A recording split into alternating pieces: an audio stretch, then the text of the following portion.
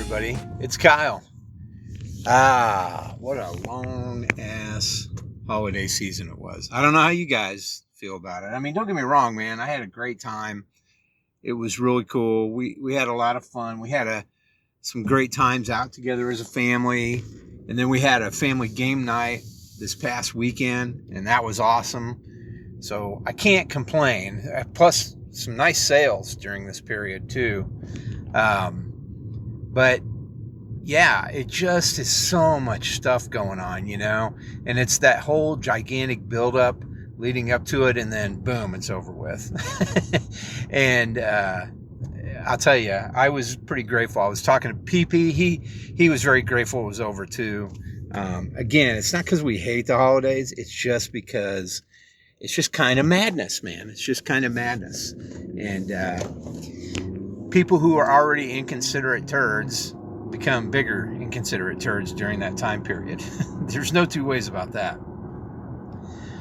All right, so what's going on that's good in my life right now? Well, I mean, quite a bit.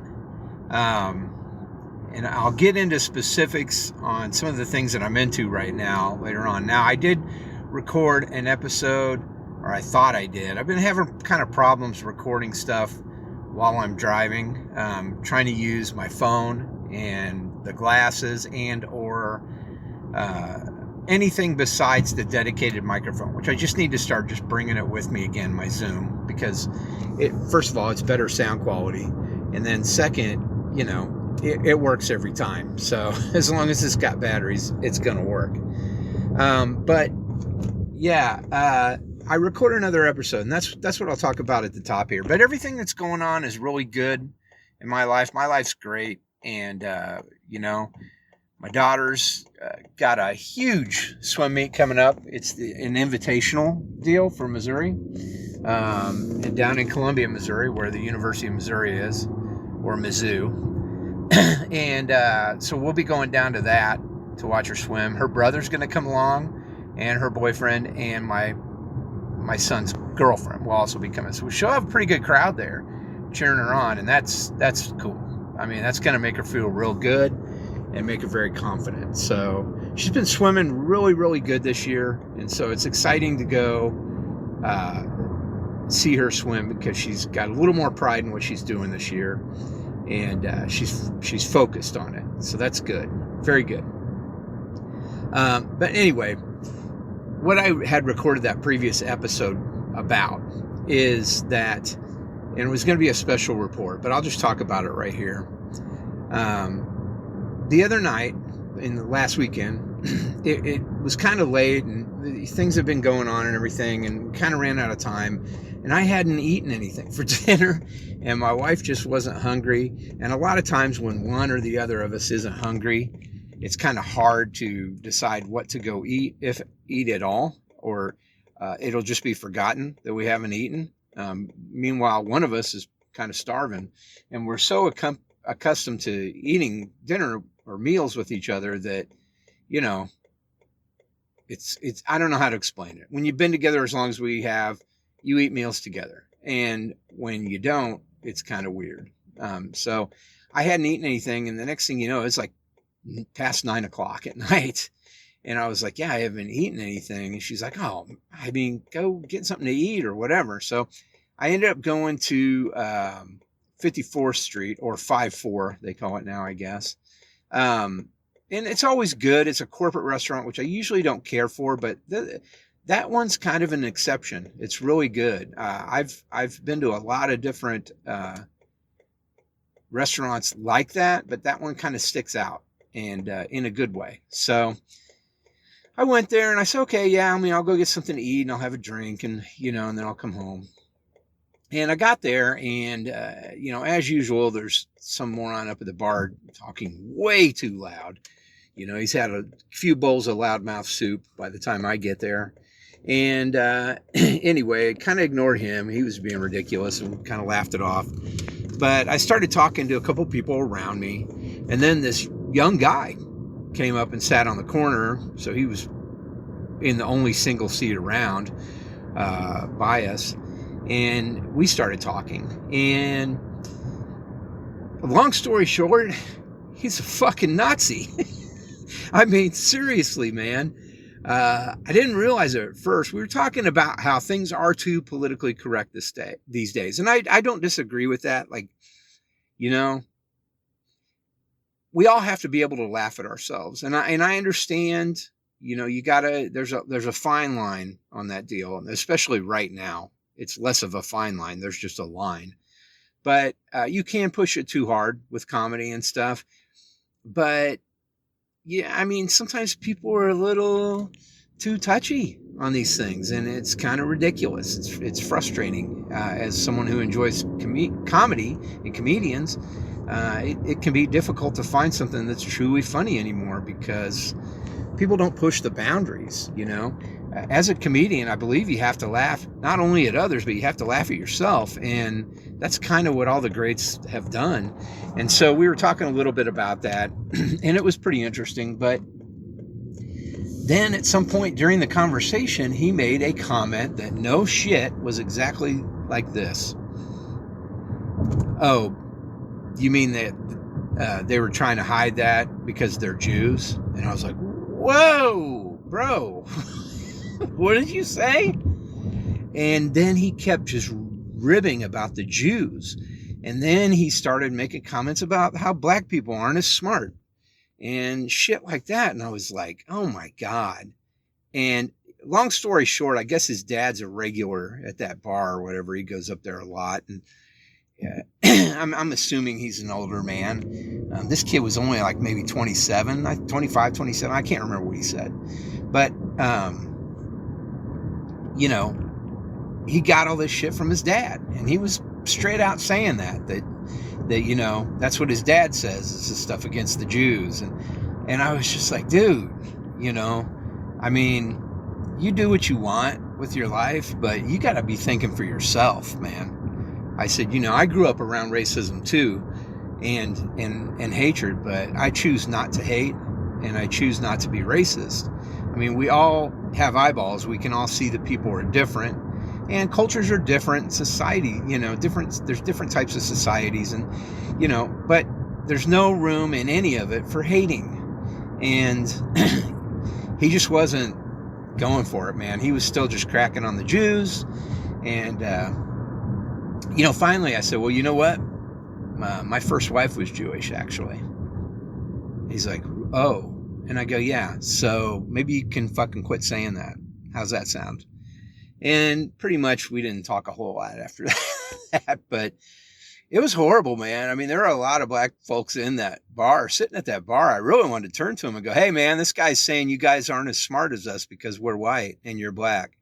But yeah, I don't want to get anybody hurt or get in a fist fight because I'm just not going to fight fire with fire when it comes to that sort of thing. And, you know, we all say things and we all think things that we can't be proud of sometimes. And I know we've all been there and done that and seen that and done that. And, you know, there may be hope for this young man, but it was really sad, man, because I just kind of had a feeling that generation was a little bit more open-minded than that. He was making a lot of trans jokes, gay jokes. I mean, it was just really ridiculous. And then he was contradicting himself and talking about all the rap he loves.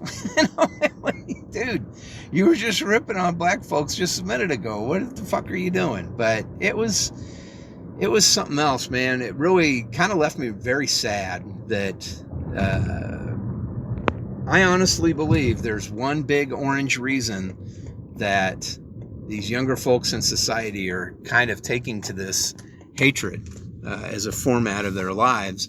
And I don't think there's any other reason for it. I think it was always there. I think people had that underlying theme and feeling, you know. But when it comes to kids like this is what they've seen for about a decade now. And if their parents were already that way, that's fine. But, you know, your natural idea when you're younger is to rebel against your parents. So there's that. But then also when you throw in the fact that the president of the United States is saying racist things and and all that jazz too, then it makes it seem okay and all right. And it is not. It is not now. It never should have been. It's always been absurd. And so that was kind of a bummer. That was kind of something bad that's gone on in my life, or sad. And anyway, I don't know what this guy's doing driving here, but I'm trying to go into this shop, and it's in somebody's house, and so it's always kind of crazy. I don't know how else to explain it. What is going on? Can I go into this shop? God, move. Anyway, long story short, that's kind of what I experienced recently. That's a bummer. So I've got to go into the shop because we got to get some more stuff put on a letter jacket here, and this is where you got to go. So I'm going to go and do that, and then I will come back after I'm done with this and talk with you guys and discuss some of the things that I'm into right now. Okay, so I'll come back after I'm done here, guys. Hold on. All right, so got that all dropped off. Okay, so let's see. What am I into right now? Well, let's see. On music. We'll start with music. Got those Danzig albums in. Fantastic. Kind of funny. The I Luciferi one, not funny, haha. So that's Danzig 7. Definitely not the best quality. I've noticed that with a lot of modernly pressed records, especially when it comes to records that are translucent or anything except black. I've noticed there's issues sometimes, more often than there are on just plain old black vinyl LPs. That could be my imagination, but I don't think so. Anyway, it'll work itself out. I mean, that's usually how it kind of works. It's just, they rush them out and all that stuff, and then they don't when they're pressing them. I don't think they clean them up very well after they're done, and then you end up with some slight skips and stuff like that. So, but it'll go away. It's not the end of the world. But the album artwork, everything is just beautiful. I love Danzig 2 Lucifuge. I know I've said it on here several times. That has not changed. I still love it very much. So it's nice to have it on vinyl. I've been cranking it a little bit. And then the New Order Low Life album is great as well. It sounds fantastic. And then another one that I got would be the Mad Magazine Super Special from 1978. And it's the one with the record inside of it called Making Out. When I was a kid, I had a subscription to Mad Magazine, and that issue came to me when I was a kid. And I remember pulling that record out of there and putting it on my record player that I had in my room and listening to it all the time and laughing at it and all that stuff and just thinking it was great, driving my parents crazy listening to that thing.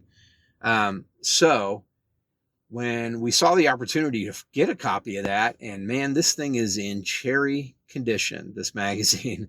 I mean, the record was still in there, still sealed in there. Not sealed, but, the perforation wasn't torn or anything. It had never been taken out. So as soon as I got it, I took it out and played it. And yeah, it's goofy. I mean, instantly I was thrown back in time, though, and recalling some of the lyrics. And then I started singing some of the lyrics along, and my wife's like, wow, that's crazy. You still remember that? And I'm like, yeah, man, I played this all the time. I thought it was so funny. I had a subscription to it. And she's like, wow, that's crazy. And they didn't care for the song. My family didn't at all, which I get, dude. The jokes are all from that time, so they don't really apply to nowadays. So if you didn't know all those things, it wouldn't be too funny to you, But for me, it was a great experience. I loved listening to it again and laughing at it. And it's kind of funny. When I was looking at the magazine and stuff, like I said, it's in cherry condition. Now, the pages inside are yellowed, but there's really no way around that unless it's kept in like a super sealed bag and never, the pages, they're kind of a newsprint type page, and so it's going to yellow over time. But everything in there is in perfect condition. other than that. The cover's in great condition. So my kids were kind of looking at it and they're like, what? This Mad Magazine was only $1.25? And I go, no. Mad Magazine was like 75 cents. This is a Mad Magazine super special. This was only $1.25. Super specials only cost $1.25 back then. And we were kind of laughing about it because super specials now are like $17.99. That's no shit. From 1978 to now, those things have increased from $1.25 to $18, basically. That's fucking crazy, man. There's no way in that amount of time things should have gone up that much. But that's just kind of how it is. Really, any print media is going to be super expensive nowadays because it's not consumed as much because of the internet. So there's that. Anyway, yeah, that was kind of fun to listen to. I've also been listening to a lot of Peter Gabriel. I was fascinated with his record that he came out with maybe 2-3 years ago called I.O. It was the first new music he'd recorded in ages. Like, man, I want to say like 30 years or something crazy like that. And I'd heard a little bit of it. I'd actually seen the record once at the record store, but it was like $85 because in the record it has all the songs and then it has another version of all the songs. So it's called Bright Side Mix and Dark Side Mix. But seeing as how I've been getting into mini disc and stuff, I thought, man, I'm going to take everything I have of his and rip it, and I'm going to put it all, because you can do LP or long play on these mini discs, and you can get like 4 hours of music on one mini disc. And so I did that with all his records, but then I did just a straight, higher quality recording of those two, Bright Side and Dark Side versions of I.O. And I've been listening to it a lot, and I gotta say, I really, really like it. When I was a kid, I loved the album So. I loved the song Shock the Monkey off of another one of his albums. And everybody knows Salisbury Hill. That's off his very first solo album, I believe. But he's a strange bird, but I really like this music a lot. I really dig it. I think it's great. It's fun to listen to and not fun to listen to also. It's extremely depressing and sad sometimes as well. But it is what it is, man. That's just his deal. So, yeah, I've been listening to a lot of his music and checking him out. And it's been very interesting and very fun to listen to something new. And the I.O. albums are great. If you've not listened to them, and you're a Peter Gabriel fan, shame on you. You should, because, again, it's his first new music he's recorded in a long time, and so it's exciting to hear that, in my opinion, and I really like the way he went about recording these records, and so there you go. So I've been listening to a lot of that. Let's see, what else? That's about it on music. On movies, or what have I been watching? We finished up Pluribus Season 1 last night. Very interesting ending. Very interesting kind of cliffhanger-ish end to the season. That's pretty cool. Pretty exciting. I'm excited to check that out next season. I'm looking forward to that next season already, man, because it's a great story. It's a great idea. And it's just kind of cool to have something new and different to check out. And so I'm looking forward to that. Other than that, not much in TV shows. I can tell you that in other music and stuff like that, there's plenty of stuff out there, but I haven't really been, or I'm sorry, I'm trying to do 2 or 3 things at once here, so pardon me. I can tell you that in other shows and stuff like that, I haven't been watching a ton of different things, so not much to say on that. I really need to get back into watching some different stuff and checking it out. We did finish Stranger Things, the series. We watched the final episodes, and it's a satisfactory ending. It's not fantastic, but I do kind of like how everything kind of came back full circle, and that's been kind of cool to check out. So that was fun. It was fun to get through that and finish that off and be done with that show completely, because it really was pushing itself. I mean, I know the pandemic happened in there, and that increased the amount of time it took to shoot all this by 1.5 to 2 years. However, those kids are getting too old, and it just wasn't really working anymore. But it did have moments of that classic feeling in season 5, so that was great. But I am glad that it's finished. As far as watching, I mean, there's really not much else. I do want to watch some films, but I did get also for Christmas, my kids got me the Criterion Collection edition of Pee-wee's Big Adventure. So I'm excited to watch that. I already watched some of the documentary action and interview action on there, and that was great. So I'm looking forward to actually watching the movie now in 4K. It's going to be pretty awesome, I'd imagine. All right, what have I been reading? Well, funny story there. I'm still reading Black Hole. I haven't finished it yet. I told you guys about that graphic novel. It's interesting, to say the least. I need to sit down and get through it. It's not super big, but it's big. You know, it's a pretty good thick book, even though it's a graphic novel. But I also received for Christmas from my lovely wife the Man-Thing Omnibus. Now, I'm a big fan of Man-Thing. I like Swamp Thing too, but it's very different. I think Swamp Thing actually came out first. That's DC's character. And then Man-Thing is a Marvel character. A couple big differences about them. I mean, they both kind of come out of the swamps. But Man-Thing does not speak. He's unable to speak. At least our human languages. And then Man-Thing's big power, besides strength, he's very strong and stuff. But Man-Thing's power is a little bit more cerebral and heady than Swamp Thing's. I mean, Swamp Thing is, he's super strong and I think fast somewhat too. And he's gigantic. They're both gigantic. But Man-Thing's power has more to do with what he can do to your mind if you're evil. And simply by touching you. And so that's kind of cool to me, and that's why I like him. He also ties into Howard the Duck. I'm talking about the comic book version, not that movie by George Lucas, even though that's on its way in 4K, because I still am kind of partial to it. But yeah, so I'm looking forward to that. Now, that book is gigantic, man.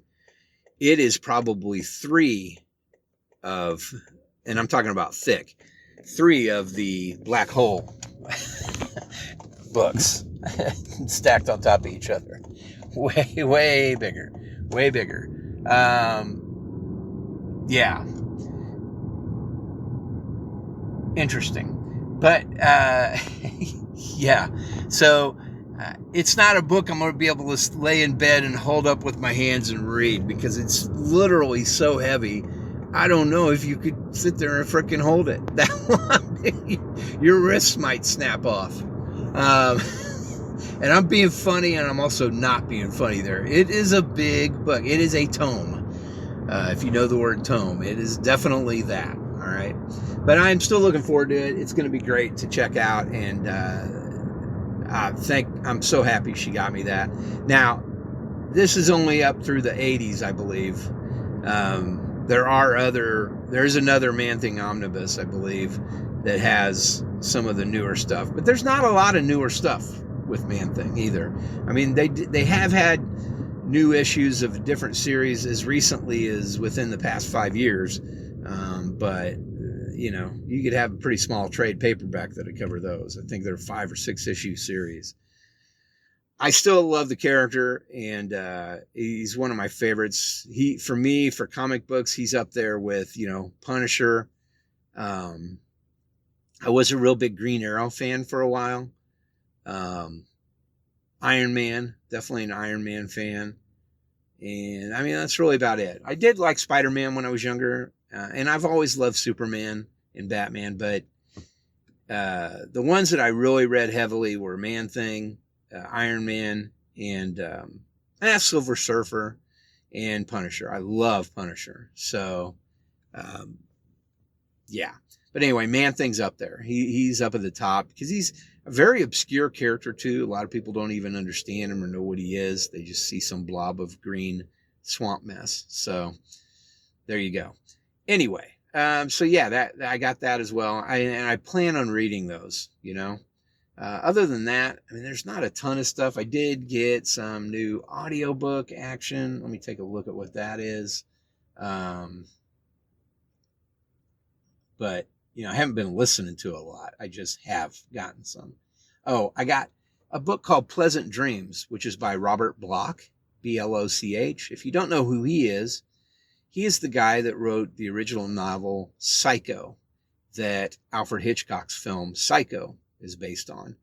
The novel is very similar to the movie, or the other way around, sorry. The movie is very similar to the novel, but it is a little bit different, and it's a little bit deeper of a story, a little more to it, but it's hard to fit all that in a movie. So to me, Psycho is one of the best films ever made. To me, it's a top 5 film, and it's definitely an amazing feat of creation by Alfred Hitchcock, who was a very amazing human being and very underrated director. Never up for director, by the way, in case you didn't know that. He achieved a Lifetime Achievement Award, and there were some other Oscars, I think, in there that he won or was up for. But Lifetime Achievement Award is his Oscar that he received. Very similar to Akira Kurosawa, who is the greatest director of all time, in my opinion. Never won anything except the Lifetime Achievement Award, which is sad because, I mean, sorry, that's my car.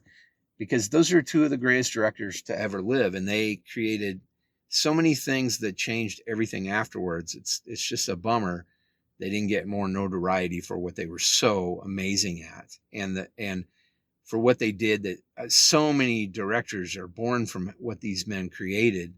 That it's really kind of a bummer, you know. I mean, there would be no Star Wars, there would be no Indiana Jones or Close Encounters, there would be no Jaws, you know, there would be no Apocalypse Now or Godfather if it wasn't for Kurosawa, you know. And then Brian De Palma owes so much of the way that he created films to Alfred Hitchcock, and anybody else who did any sort of suspense thriller type films later on.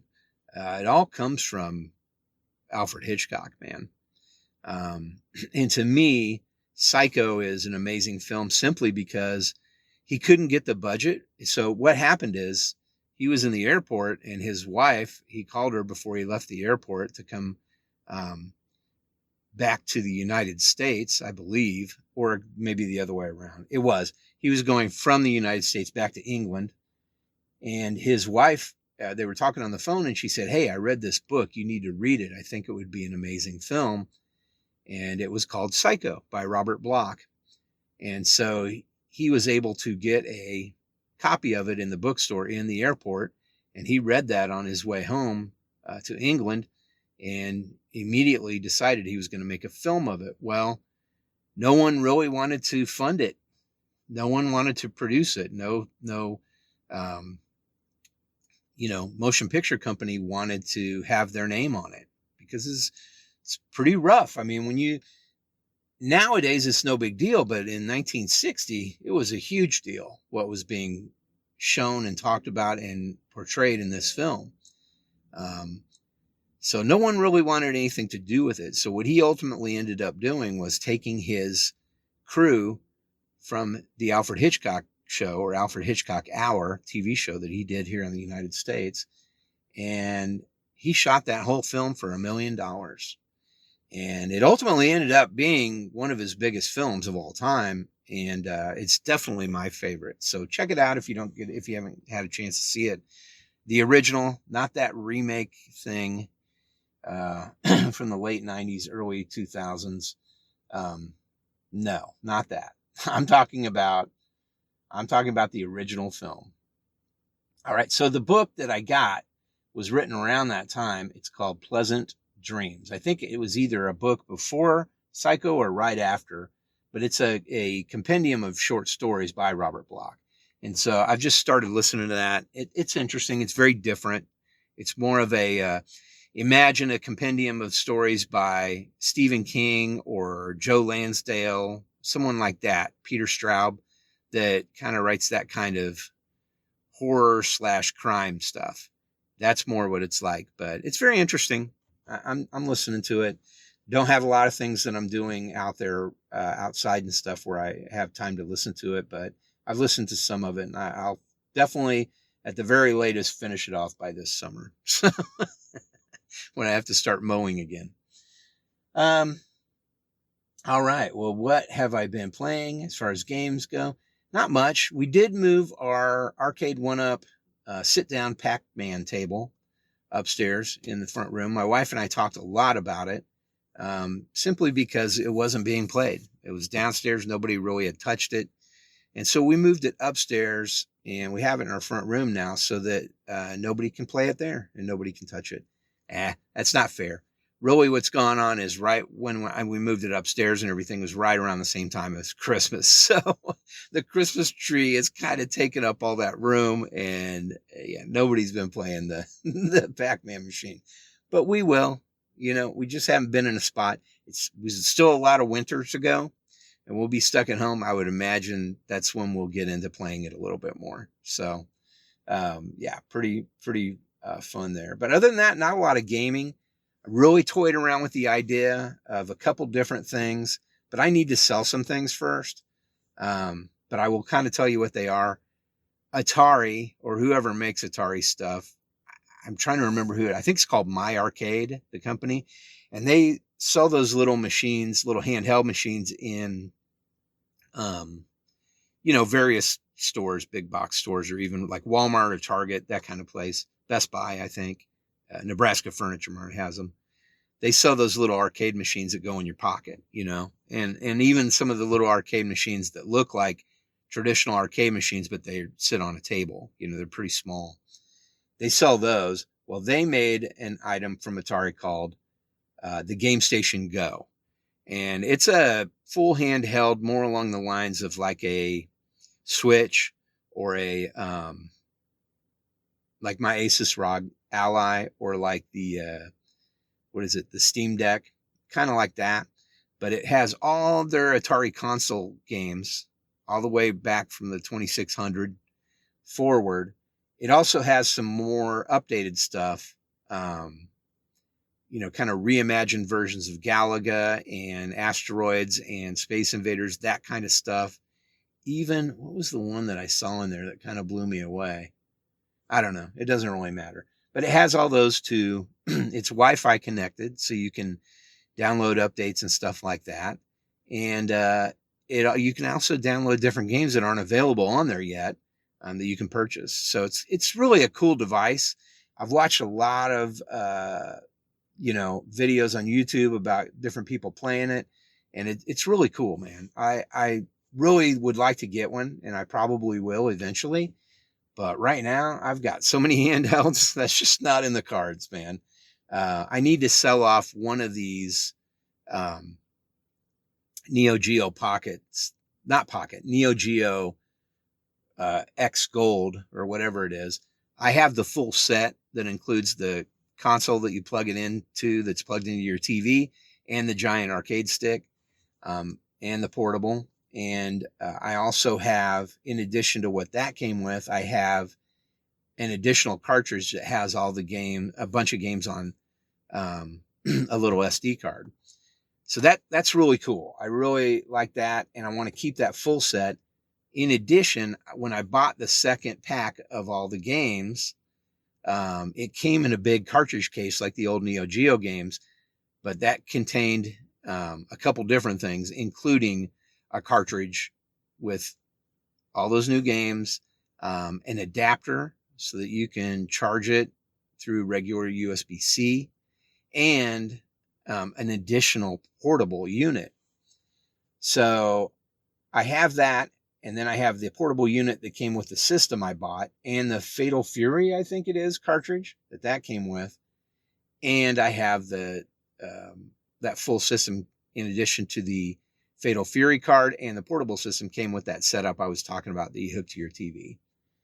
I don't think I've ever even done that. I need to do that and check it out because I love Neo Geo games. So I want to keep the full set, but I want to sell that extra portable unit off.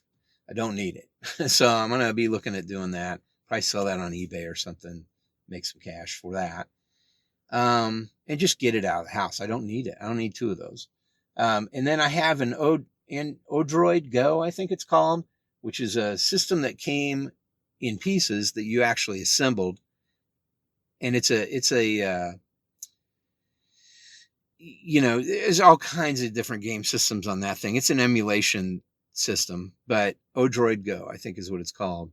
And it's really cool and stuff. It's just, I don't need it. I don't play it, you know, just kind of like the Pocket Go that I just sold recently. I don't need it. So I need to get rid of that as well. I did sell off the Nights into Dreams set that I had, which came with the original game. It came with the Christmas version of the game and the full special controller for Nights into Dreams for Sega Saturn. If you've never played that, it's really cool. Highly recommend that if you're into that sort of thing. But again, I have those all emulated, so I really don't need to play them anymore. I did find my Sega Saturn though, and I might pull it down and play some stuff in it. We'll see. I don't know. I still have Street Fighter versus X-Men on it, and it's so awesome, the Japanese version. So I may crank it out and play with that a little bit. We'll see. I don't know. I'm not sure. But I would like to get that Atari thing. So if I sell a few more of these things off, I'm probably just going to buy one of those. And then the other thing that just came out is about the same price is a wireless Topgolf unit. So it has a thing that plugs into the back, kind of like a computer receiver that plugs in the back of your TV into HDMI. And then it has the full control set, which is wireless, that and rechargeable and all those good things. It has a trackball and all that stuff. But it is about the same price, and it's got all those Topgolf games on it. I love Topgolf, and I'd like to get more into it. I just never really have. I love golf video games, period. I used to be a freak about Tiger Woods golf on PlayStation 2 back in the day, and kind of fell off after that. You know, had kids around the 3 and 4 and never even really thought about the 5. So Tiger Woods golf is no more, but there's PGA Tour. So and with the way it works nowadays, man, you have to pay for subscriptions and all that shit. I don't think I'm going to be getting into that, but I do love Topgolf. I'd like to play more of it. So I'm interested in that unit as well. That may be a Father's Day or a birthday type of thing that I'm like, babe, I really like this. And she'll get it for me with the kids. But yeah, that's about it on gaming. Other than that, I'm just playing the same old stuff I've been playing. You know, I don't even need to go into that. And last but not least is podcasts. Nothing new there. I think the last new podcast that I told you guys about was the Monster Hunting the Lisk, or Long Island Serial Killer. And Hunting Lisk. Yeah, haven't really been doing that. Oh, I did. There is a new podcast I downloaded. It's called See You Now. And it's by this Nurses Association, American Nurses, Johnson & Johnson Industries or whatever, and the American Nurses Association.